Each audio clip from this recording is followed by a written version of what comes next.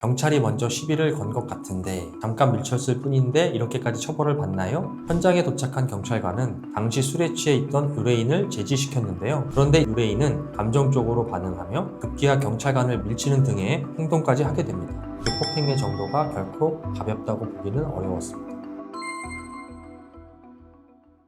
안녕하세요. 당신과 끝까지 함께하는 변호사 박선정입니다. 오늘은 많은 분들이 술자리나 길거리에서 예상하지 못하게 연루될 수 있는 범죄, 바로 공무집행 방해 사건 하나를 소개해 드리려고 합니다. 특히 술자리에서 경찰이 출동한 상황에서 감정적으로 대응하다가 사건이 커지는 경우가 적지 않은데요. 경찰이 먼저 시비를 건 것 같은데 잠깐 밀쳤을 뿐인데 이렇게까지 처벌을 받나요? 이런 질문을 하시는 분들이 실제로 상당히 많습니다. 하지만 공무집행 방해는 생각보다 처벌 기준이 엄격한 범죄입니다. 오늘 영상에서는 신랑이의 신고를 받고 출동한 경찰관과의 신랑이 및 밀침 사건이 공무집행 방해가 된 사건을 통해 어떻게 형사사건으로 이어질 수 있는지, 어떻게 대응해야 하는지를 실제 내용을 각색한 케이스를 소개해 드리겠습니다. 비슷한 상황에 대처 방안을 찾고 계신 분들이라면 오늘 영상을 꼭 끝까지 시청하시기 바랍니다. 동네에서 벌어진 술 취한 행인 간의 실랑이로 112 신고가 접수되었고, 이에 파출소 소속 경찰관이 현장으로 출동하게 됩니다. 현장에 도착한 경찰관은 당시 술에 취해 있던 의뢰인을 제지시켰는데요. 현장에서 상황을 정리하려는 경찰의 일반적 조치였죠. 그런데 이 말을 들은 의뢰인은 감정적으로 반응하며 경찰관에게 난폭한 행동을 하기 시작했고, 급기야 경찰관을 밀치는 등의 행동까지 하게 됩니다. 결국 이 행동으로 인해 의뢰인은 공무집행 방해 혐의로 형사재판에 넘겨지게 되었습니다. 그렇다면 여기서 한 가지 중요한 질문이 생깁니다. 경찰에게 폭행을 했다고 해서 무조건 공무집행 방해죄가 성립하는 걸까요? 그건 아닙니다. 공무집행 방해죄가 성립하려면 단순히 상대방이 공무원이라는 사실만으로 부족하고, 그 공무원이 당시 적법한 직무를 수행하고 있었는지가 먼저 확인되어야 합니다. 여기서 말하는 적법한 공무집행은 쉽게 말해 두 가지를 갖춰야 하는데요. 첫째, 그 공무원에게 원래 그 업무를 할 권한이 있어야 합니다. 예를 들어 경찰관에게는 112 신고 현장에 출동해 상황을 정리하고 질서를 유지할 권한이 있고, 소방 공무원에게는 화재나 구조 현장에서 사람들을 대피시키고 현장을 통제할 권한이 있습니다.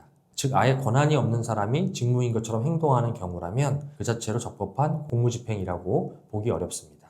둘째, 그 권한을 행사하는 방식 자체도 법에 맞아야 합니다. 예를 들어 경찰이 112 신고를 받고 현장에 출동해 당사자들에게 신분 확인을 요구하거나 현장의 소란을 정리하려는 상황이 있을 수 있습니다. 이처럼 경찰이 법에 따라 현장을 정리하는 과정에서 경찰관을 밀치거나 폭행했다면 공무집행 방해죄가 성립할 수 있습니다. 하지만 상황이 다를 수도 있습니다. 예를 들어 아무런 이유 없이 신분 확인을 요구하거나 정당한 근거 없이 강제로 제압을 시도했다면 그 직무집행 자체가 적법한지부터 문제가 될 수 있습니다. 결국 공무집행 방해죄는 공무원에게 손을 댔다는 사실만으로 바로 성립하는 범죄가 아니라 그 당시 이루어진 직무집행이 권한과 절차를 모두 갖춘 적법한 행위였는지를 함께 봐야 합니다. 그래서 실무에서는 공무원과 충돌이 있었다는 사실만 볼 것이 아니라 당시 현장에서 어떤 직무가 이루어지고 있었는지, 그 조치가 법적으로 허용되는 범위 아니었는지부터 차근차근 따져보게 됩니다. 여기서 그럼 공무집행 방해죄의 처벌은 어느 정도인지 짚고 넘어가겠습니다. 상법 제136조에서는 직무를 집행하는 공무원에게 폭행이나 협박을 한 경우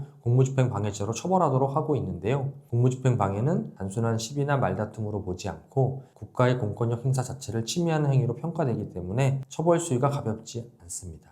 법정형은 5년 이하의 징역 또는 1천만 원 이하의 벌금입니다. 과거에는 초범이고 우발적인 사건이라는 이유로 비교적 관대한 결론이 나오는 경우도 있었지만, 최근에는 공권력 경시를 더 이상 가볍게 보지 않는 분위기가 분명히 있습니다. 그래서 공무집행 방해는 초범이니까 괜찮겠지, 한 번 실수한 거니까 벌금 조금 나고 끝나겠지, 이렇게 가볍게 생각해서는 안 됩니다. 실제 사건에서 당시 폭행의 정도, 공무원의 직무가 적법했는지 여부, 의뢰인의 전과, 반성 여부, 피해 회복이나 공탁 여부 등에 따라 결과가 크게 달라질 수 있기 때문에 여기서 법률 전문가의 도움이 반드시 필요한 것이죠.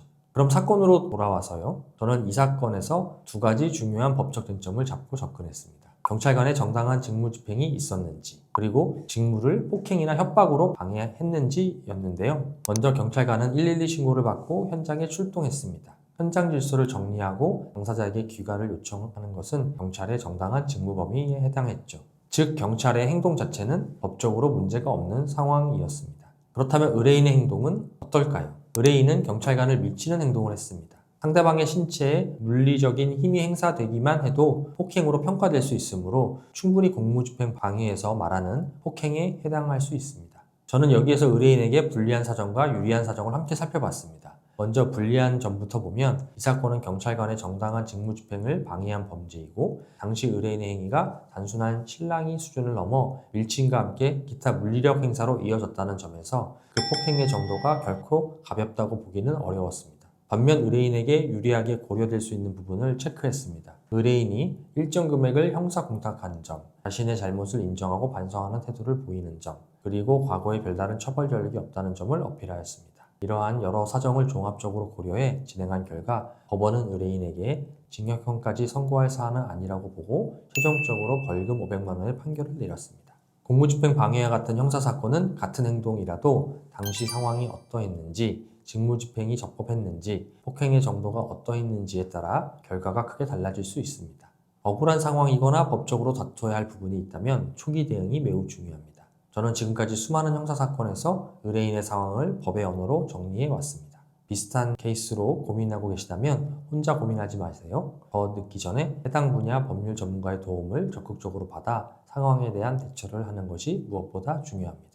여러분의 사건도 끝까지 함께하며 최선의 결과를 만들어 가겠습니다. 당신과 끝까지 함께하는 변호사 박선정이었습니다. 감사합니다.